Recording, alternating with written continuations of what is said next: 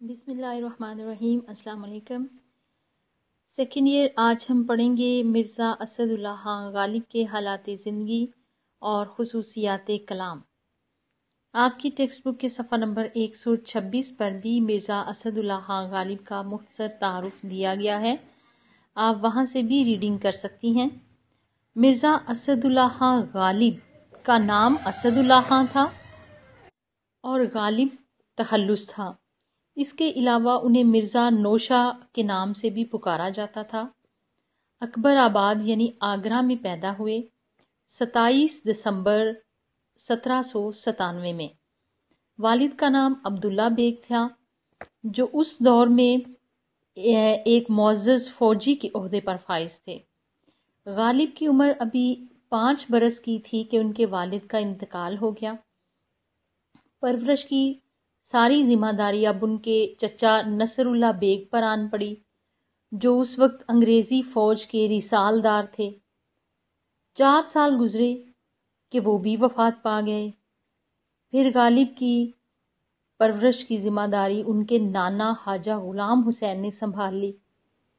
नाना के यहाँ मिर्ज़ा गालिब को हर तरह की आसाइश थी, फरागत थी, बेफिक्री थी। यानी मिर्ज़ा गालिब ने नाजो नाम की जिंदगी गुजारी अपने नाना के यहाँ। अभी 13 वर्ष इनकी उम्र हुई थी कि इनकी शादी नवाब इलाही बख्श मारूफ की बेटी उमराव बेगम से कर दी गई। शादी के बाद गालिब ने मुस्तकिल तौर पर दिल्ली में सकूनत अख्तियार कर ली। दिल्ली में ये वो ज़माना था जब हिंदुस्तान भर के अहले फजलो कमाल, अहले इल्म, अदबी इल्मी मजालिस में शिरकत करते थे। गालिब को शायरी का बचपन से ही शौक था, बल्कि उनके कुछ अशार जो हैं वो उन्होंने सिर्फ 13 बरस की उम्र में लिखे। तो दिल्ली की उस अदबी फ़ज़ा में जो गालिब का फितरी ज़ौक़ शौक़ था शायरी के हवाले से, उसको निखरने, संवरने और परवान चढ़ने में मुआवनत मिली। जहाँ तक गालिब के माली हालात का ताल्लुक है, तो वो जब दिल्ली में वो मुकीम हुए तो उस वक्त माली हालात कुछ अच्छे नहीं थे। कुछ गालिब है ही शाहरश थे, ऊपर से वो कर्ज लेते थे और इतने मकरूज हो चुके थे कि जो उन्हें पेंशन मुकर्रर थी कि उन्हें दी जाएगी, उसके लिए भी उन्होंने 1857 के बाद हालात इतने ख़राब हो गए कि उन्होंने कोलकाता तक सफ़र किया कि वो पेंशन मिले ताकि वो उन कर्ज़ों की अदायगी कर सकें, लेकिन उसमें भी कामयाब ना हो सके। जब कोलकाता पहुंचे तो वहां जाके एक अंग्रेज़ से लड़ाई करके वापस चले आए खाली हाथ। जिन लोगों से गालिब ने कर्जा लिया हुआ था, उन्होंने कोर्ट में गालिब के खिलाफ दावा दायर कर दिया और गालिब को पाबंदे सलासल कर दिया गया, यानी कैदो बंद की सौबतें भी गालिब को झेलना पड़ी। गालिब के एक भाई थे जिनको मिर्ज़ा यूसुफ बेग कहा जाता था, वो दीवानगी की हालत में थे। उनकी भी जिम्मेदारी गालिब के कंधों पर ही थी और दीवानगी की हालत में उनका इंतकाल हो गया। गालिब को बहुत सदमा हुआ और जिन दिनों उनका इंतकाल हुआ उन दिनों दिल्ली शहर में कर्फ्यू लगा हुआ था, अंग्रेज़ों ने कर्फ्यू लगाया हुआ था। बाहर निकलना किसी का बहुत मुश्किल था। उनके कफन दफन का पूरा इंतज़ाम बड़ी मुश्किल से और राजदारी से हिज़्मो हिजाब के साथ गालिब ने किया। गालिब खुद 15 फरवरी 1869 को इस दारे फ़ानी से कूच कर गए। जहाँ तक उनकी तसानीफ़ का ताल्लुक़ है तो गालिब की उर्दू तसानीफ़ में औदे हिंदी है, उर्दू मौला है जो उनके ख़ुतूत के मजमूए हैं, लताइफ़ गैबी है, तैगे तेज़ है, नामाए गालिब है और दीवाने गालिब है। इसके अलावा गालिब फ़ारसी में भी लिखते थे और फ़ारसी में उनका जो कसाइद का मजमुआ है वो पंज आहंग के नाम से मशहूर है। महरे नीम रोज़, दस्तंबू, काते बुरहान और फ़ारसी में उनका एक छोटा दीवान भी है शायरी का। अब हम बात करेंगे गालिब के कलाम में पाई जाने वाली खसूसियात का। इसमें कोई शक नहीं कि गालिब एक बहुत काबिल फ़ख्र और अजीम शायर थे। वो खुद अपने बारे में कहते हैं और भी दुनिया में सुखनवर बहुत अच्छे, कहते हैं कि गालिब का है अंदाज़े बयां। और غالب صرف شاعر ہی نہیں تھے بلکہ وہ ایک فنکار تھے، مفکر تھے، اپنے زمانے کے نباز تھے یعنی نبض شناس تھے، انسانی نفسیات کے ماہر تھے۔ ان کی شاعری میں آپ کو بے پناہ وسعتیں نظر آئیں گی، وہ وسعت، وہ تنوع جو ان کو ان کی اپنی زندگی میں تجربات کے بعد حاصل ہوا۔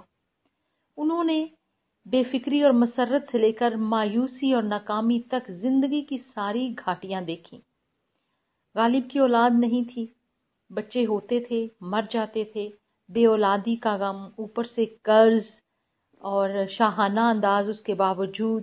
تو ایسے عالم میں دیکھیں جب انسان کو پے در پے مسائل درپیش ہوں تو اس کی شاعری میں پھر سوز و گداز، الم، حزن و ملال نمایاں ہوتا ہے۔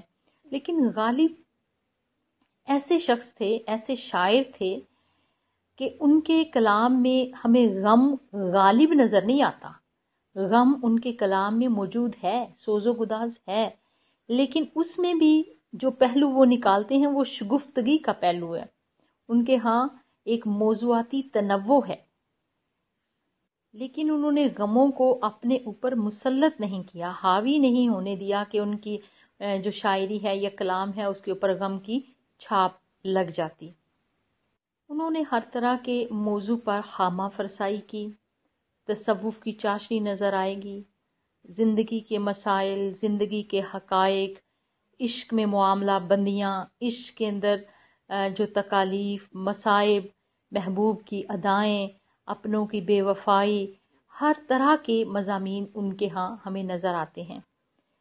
اس موضوعاتی وسعت کے ساتھ ساتھ غالب وہ واحد شاعر ہیں جن کی شاعری میں جو خیال ہے وہ فکر انگیز ہے، ایک گہرائی ہے، انسانی زندگی کی گہرائی ہے جو ان کی شاعری میں پوشیدہ ہے۔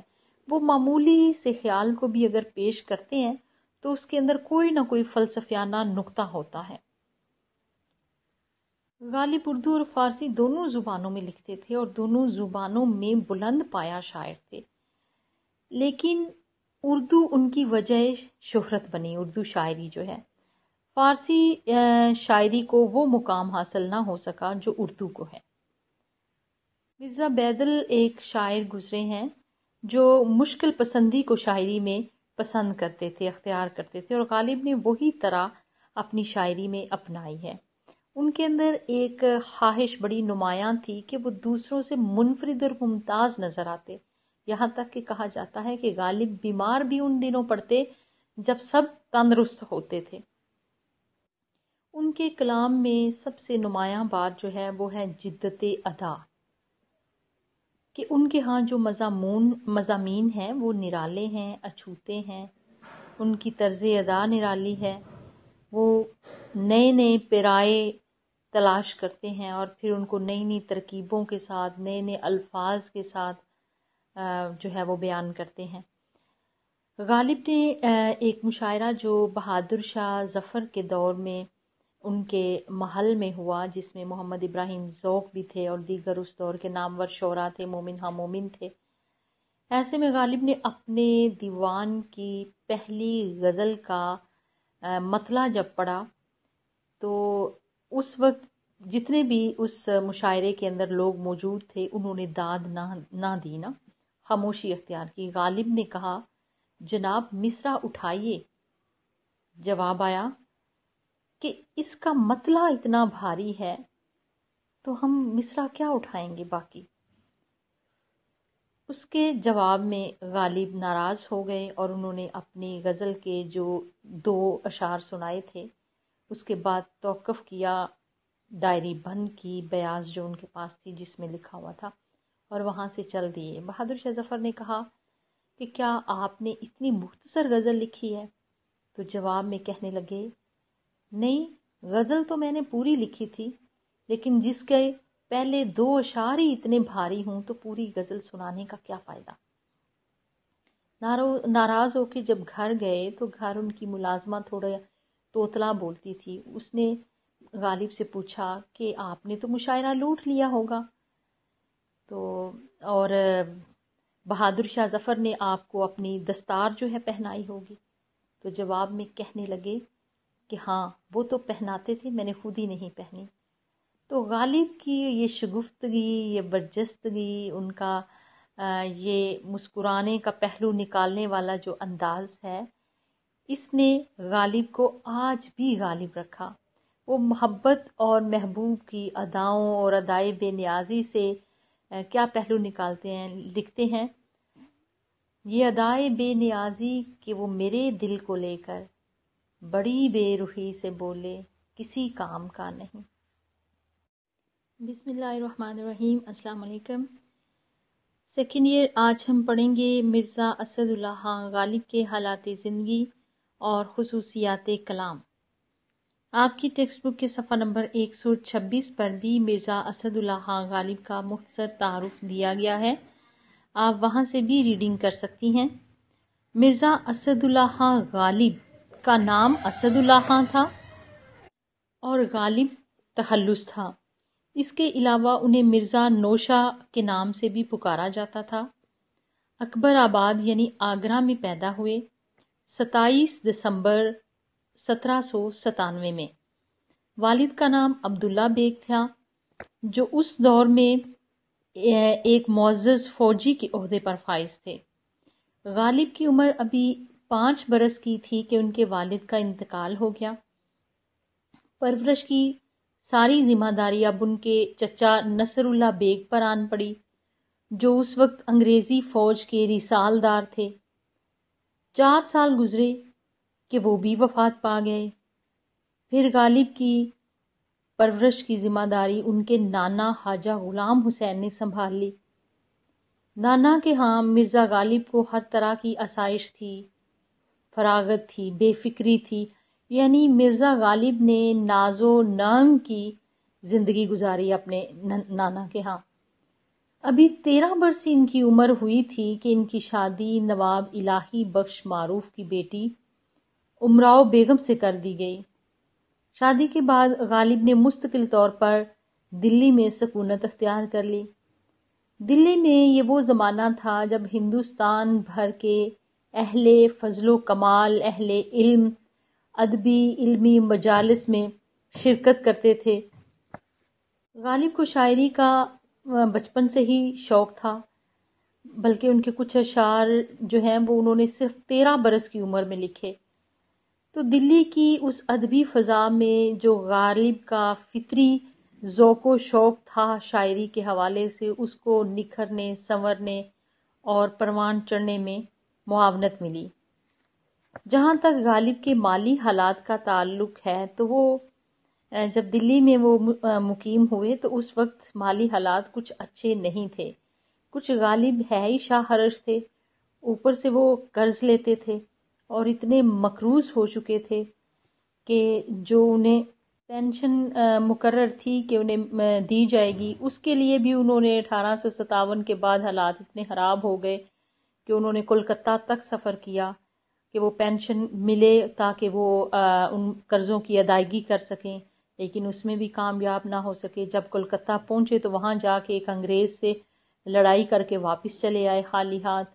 یوں جن لوگوں سے غالب نے قرضہ لیا ہوا تھا انہوں نے کورٹ میں غالب کے خلاف دعویٰ دائر کر دیا اور غالب کو پابند سلاسل کر دیا گیا، یعنی قید و بند کی صعوبتیں بھی غالب کو جھیلنا پڑیں۔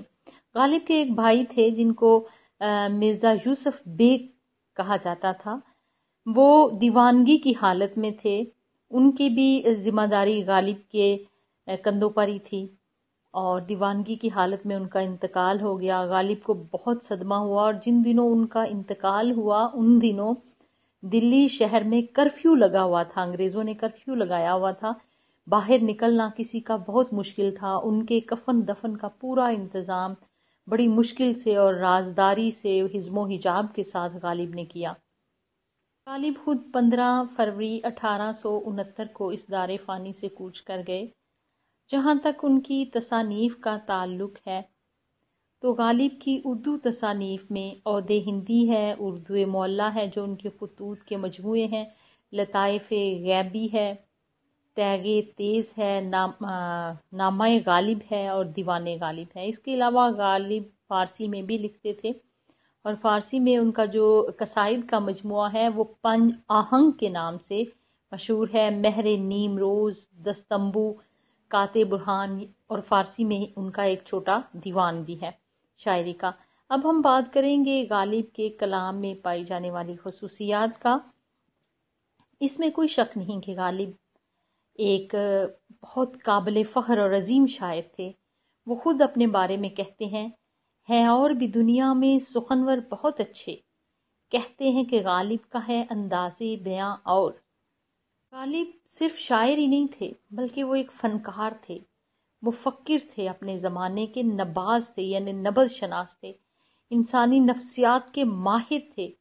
ان کی شاعری میں آپ کو بے پناہ وسعتیں نظر آئیں گی، وہ وسعت، وہ تنوع جو ان کو ان کی اپنی زندگی میں تجربات کے بعد حاصل ہوا. انہوں نے بے فکری اور مسرت سے لے کر مایوسی اور ناکامی تک زندگی کی ساری گھاٹیاں دیکھیں.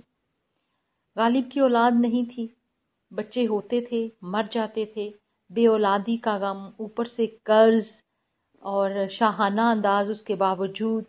تو ایسے عالم میں دیکھیں جب انسان کو پے در پے مسائل درپیش ہوں تو اس کی شاعری میں پھر سوز و گداز، الم، حزن و ملال نمایاں ہوتا ہے.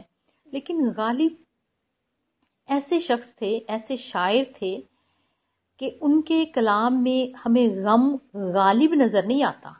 غم ان کے کلام میں موجود ہے، سوز و گداز ہے، لیکن اس میں بھی جو پہلو وہ نکالتے ہیں وہ شگفتگی کا پہلو ہے. ان کے ہاں ایک موضوعاتی تنوع ہے، لیکن انہوں نے غموں کو اپنے اوپر مسلط نہیں کیا، حاوی نہیں ہونے دیا کہ ان کی جو شاعری ہے یا کلام ہے اس کے اوپر غم کی چھاپ لگ جاتی. انہوں نے ہر طرح کے موضوع پر خامہ فرسائی کی. تصوف کی چاشنی نظر آئے گی، زندگی کے مسائل، زندگی کے حقائق، عشق میں معاملہ بندیاں، عشق کے اندر جو تکالیف، مصائب، محبوب کی ادائیں، اپنوں کی بے وفائی، ہر طرح کے مضامین ان کے ہاں ہمیں نظر آتے ہیں. اس موضوعاتی وسعت کے ساتھ ساتھ غالب وہ واحد شاعر ہیں جن کی شاعری میں جو خیال ہے وہ فکر انگیز ہے، ایک گہرائی ہے، انسانی زندگی کی گہرائی ہے جو ان کی شاعری میں پوشیدہ ہے. وہ معمولی سے خیال کو بھی اگر پیش کرتے ہیں تو اس کے اندر کوئی نہ کوئی فلسفیانہ نقطہ ہوتا ہے. غالب اردو اور فارسی دونوں زبانوں میں لکھتے تھے اور دونوں زبانوں میں بلند پایا شاعر تھے، لیکن اردو ان کی وجہ شہرت بنی، اردو شاعری جو ہے. فارسی شاعری کو وہ مقام حاصل نہ ہو سکا جو اردو کو ہے. مرزا بیدل ایک شاعر گزرے ہیں جو مشکل پسندی کو شاعری میں پسند کرتے تھے، اختیار کرتے تھے، اور غالب نے وہی طرح اپنی شاعری میں اپنائی ہے. ان کے اندر ایک خواہش بڑی نمایاں تھی کہ وہ دوسروں سے منفرد اور ممتاز نظر آتے، یہاں تک کہ کہا جاتا ہے کہ غالب بیمار بھی ان دنوں پڑتے جب سب تندرست ہوتے تھے. ان کے کلام میں سب سے نمایاں بات جو ہے وہ ہے جدت ادا، کہ ان کے ہاں جو مضامین ہیں وہ نرالے ہیں، اچھوتے ہیں، ان کی طرز ادا نرالی ہے. وہ نئے نئے پیرائے تلاش کرتے ہیں اور پھر ان کو نئی نئی ترکیبوں کے ساتھ، نئے نئے الفاظ کے ساتھ جو ہے وہ بیان کرتے ہیں. غالب نے ایک مشاعرہ جو بہادر شاہ ظفر کے دور میں ان کے محل میں ہوا، جس میں محمد ابراہیم ذوق بھی تھے اور دیگر اس دور کے نامور شعراء تھے، مومن ہاں مومن تھے. ایسے میں غالب نے اپنے دیوان کی پہلی غزل کا مطلع جب پڑھا تو اس وقت جتنے بھی اس مشاعرے کے اندر لوگ موجود تھے انہوں نے داد نہ دی، نا خاموشی اختیار کی. غالب نے کہا جناب مصرع اٹھائیے. جواب آیا کہ اس کا مطلع اتنا بھاری ہے تو ہم مصرع کیا اٹھائیں گے باقی. اس کے جواب میں غالب ناراض ہو گئے اور انہوں نے اپنی غزل کے جو 2 اشعار سنائے تھے اس کے بعد توقف کیا، ڈائری بند کی، بیاض جو ان کے پاس تھی جس میں لکھا ہوا تھا، اور وہاں سے چل دیے۔ بہادر شاہ ظفر نے کہا کہ کیا آپ نے اتنی مختصر غزل لکھی ہے؟ تو جواب میں کہنے لگے، نہیں، غزل تو میں نے پوری لکھی تھی، لیکن جس کے پہلے 2 اشعار ہی اتنے بھاری ہوں تو پوری غزل سنانے کا کیا فائدہ۔ ناراض ہو کے جب گھر گئے تو گھر ان کی ملازمہ تھوڑا توتلا بولتی تھی۔ اس نے غالب سے پوچھا کہ آپ نے تو مشاعرہ لوٹ لیا ہوگا، تو اور بہادر شاہ ظفر نے آپ کو اپنی دستار جو ہے پہنائی ہوگی۔ تو جواب میں کہنے لگے کہ ہاں، وہ تو پہناتے تھے، میں نے خود ہی نہیں پہنی۔ تو غالب کی یہ شگفتگی، یہ برجستگی، ان کا یہ مسکرانے کا پہلو نکالنے والا جو انداز ہے، اس نے غالب کو آج بھی غالب رکھا۔